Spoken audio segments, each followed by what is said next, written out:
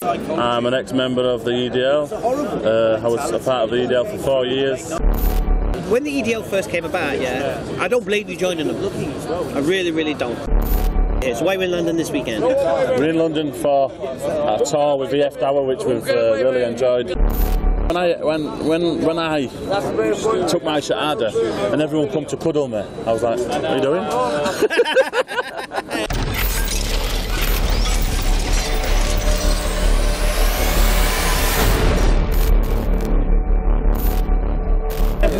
Okay, Assalamu alaikum. I'm here with Isa. He's very, very good friends with Jordan we just spoke to, both from Leeds. He's like, remember Blue Pizza? Here's one we made earlier. Okay, so he's been now Muslim 2 years now, mashallah. 2 years? 2.5 years. 2.5 years, mashallah. He has an interesting past. He can tell you about that, no problem. I'm sure he's done it a lot of times. Yeah. So I'm just going to speak to him now and to see how his journey's going and how he's finding it, because it's all very fine in the first few weeks and everyone loves you and hugs you and all of these things. But with Islam, it's a lifetime way of life. So when you go home after hang around with the boys, you're on your own. And these are the times where Shaitan, you know, will do his tricks and stuff like that. So yeah, just give us a basic background. We know. You can give your EDL background. That's not a problem. Assalamu alaikum rahmatullahi wa barakatuh. My name's Chris. I'm from Leeds, and I reverted to Islam in 2015. I'm an ex-member of the EDL. I was a part of the EDL for 4 years, marching against the Muslims, marching against Darren, obviously. The ginger converts. All those bullied at school, ginger converts. Bullied at school, had no ginger friends, converts. Yeah. Lonely. Through experiences, emotional experiences, what happened in my past, growing up in a Pakistani dominant area, I became... There's a local nutcase from the park, or fruit cake. Run for the hills! Barking.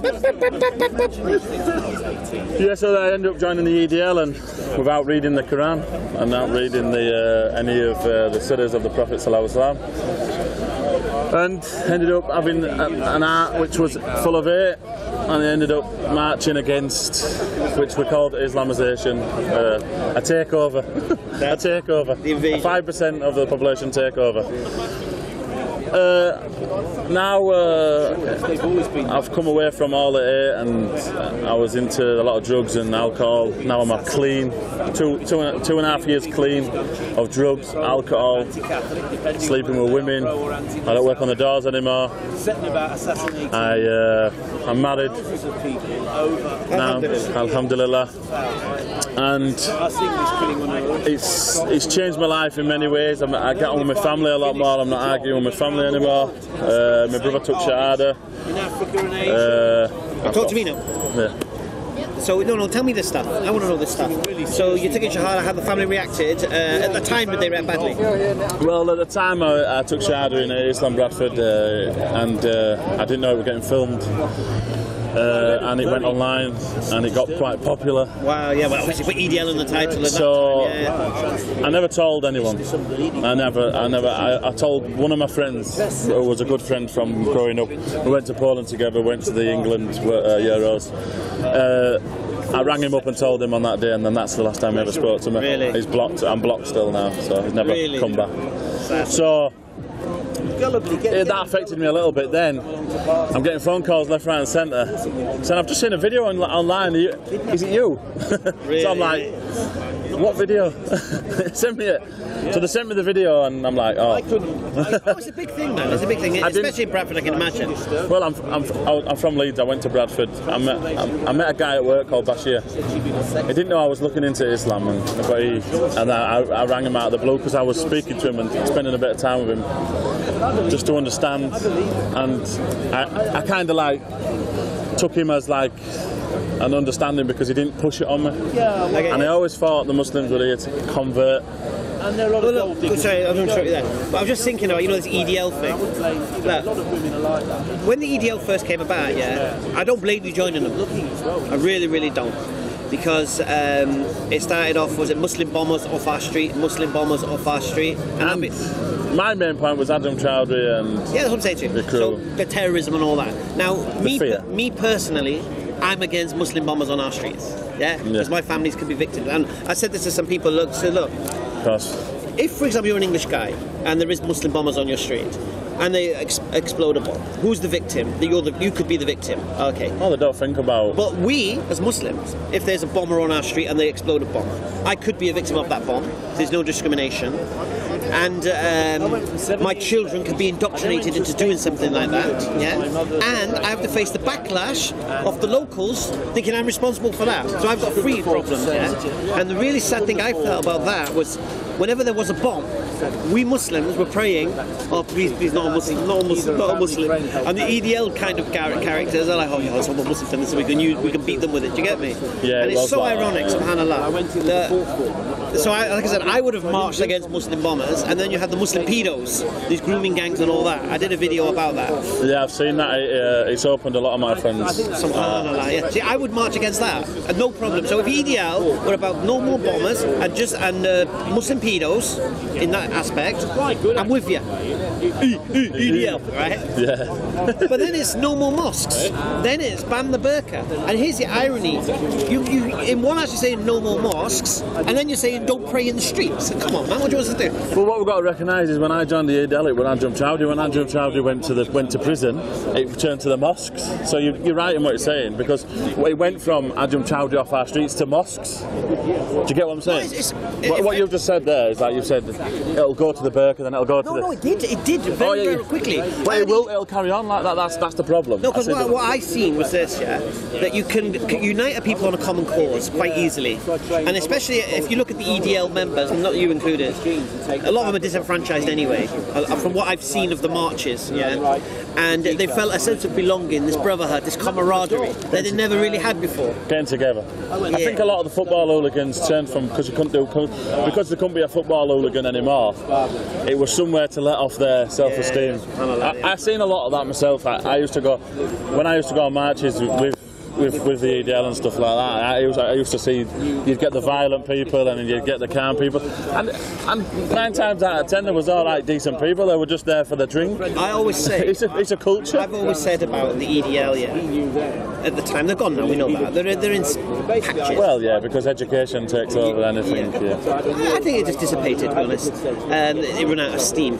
But what I would say is that they were just honest working lads. Honestly, yeah. I feel personally they were honest working lads, preyed on by the likes of Tommy Robinson, fueling this, creating this hate monger, this fear amongst them for your children and the future, and creeping Sharia and all of this stuff. And they basically groomed them. Honestly, I believe they were groomed into this. Yeah, I understand where you're coming from. And then, but anyway, it's all over now. I just needed to get that out there because you're a former member. I would love to say this to a member. Do you get me? Yeah. Well, what's it called? The thing is when somebody suits your agenda, your inside ego, and you've had that really bad. You've had a bad prospect of what you think Islam is, and then you've got somebody feeding that narrative. You're not going to listen to anyone else because you think that's right. No, because your confirmation bias will kick in, and you're smiling inside because you're thinking to yourself, and this is from my own self, is that you're thinking to yourself, oh, yeah, that's exactly what happened to me. Yeah. And with Tommy's stories of what happened in the Pakistani community are exactly the same as what happened to me in the Pakistani community. So we relate, but I know now it's all from emotion, and that emotion has built into an empire. But at that time, when he was shouting Andrew Chowdhury, I agreed. I still agree. Yeah. We shouldn't have people like Adam Chowdhury on our street, but now we shouldn't have people like Tommy protesting his hate. Anyone who preaches hate, to be honest with you, has to be held to account. Yeah. You can't just do it. You can say free speech is one thing, but there's no such thing as let's leave the EDL alone. We've done We've done the EDL. You're not there now, alhamdulillah. Now you're here. So why are we in London this weekend? We're in London for a tour with EFDawah, which we've really enjoyed. Jazak al Khair, Dalamai, Abbas and Imran for organising this event. It brings us together in a brotherhood manner, and we need it's something that you need to keep you striving and you're a man to strengthen your man. You gotta learn you're not alone, because like I said, you accept it. Because I learned this the other day that when someone embraces Islam, everyone hugs them and whatever, and a few weeks. That's exactly what. But then it's time to go home, and you face the music, and be alone with yourself in your room, and then you're looking around thinking, I've been there.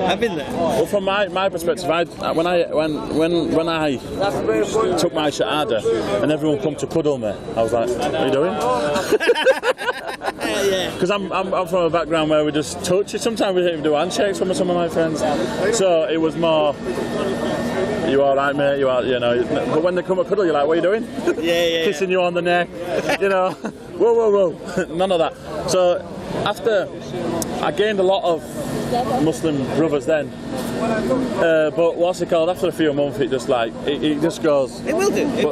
I now realise it's a test from Allah Subhanahu wa Taala. See, what you've got to do, you see, for any new Muslim, I would say this: when you first embrace Islam, it's like a surfer, right?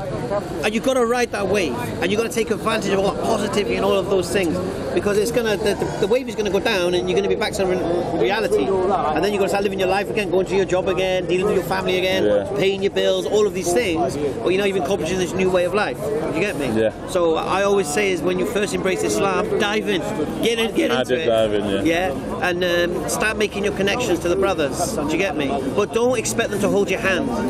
That's one thing I did. Yeah, don't. Because what happens, you see, I expected if you embrace Islam and the brothers hold your hand, you feel secure, and you're like a child that's never let them walk on their own. Do you get me? And when that person lets hold your hand, you're now in a situation you don't know what to do. I'll tell you what I could leave you with, actually. What would your advice be to somebody who's been sparked into looking at Islam and interested in Islam? My advice is to go slow.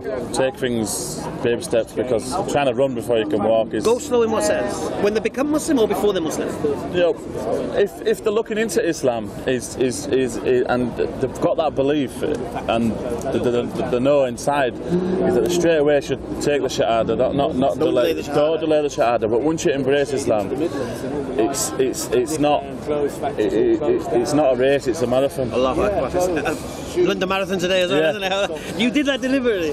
No, and one more thing I was going to add to that is that just learn your 5 pillars of well, that's the standard. Your 5 pillars and your 6 pillars of man, because something I didn't do. No, you've got to have a foundation. Because when you have a foundation, you can't build a house without a foundation. Mine all fell down. I had to go back after 10 months. I had to go back to the beginning. Something like that. No, it doesn't matter. It doesn't matter. Because, like you said, this is a lifetime choice, and you can spend the rest of your. And people say to me, "Oh, I need to read the Quran and understand this. I don't understand this hadith." La. The rest of your life will be spent doing this. Alhamdulillah. Islam is an ocean. So once you take shahada, that's it. Then you're on your journey. As long as you believe, because I have people come to me saying they're interested in Islam, and I always ask the 2 propositions. And if they believe in those 2 propositions, bear witness to that, and start your journey. Yeah. Chris? Jazakallah khair. Is it Chris or Isa? What do you prefer? Any. Same as me. Take care, bro.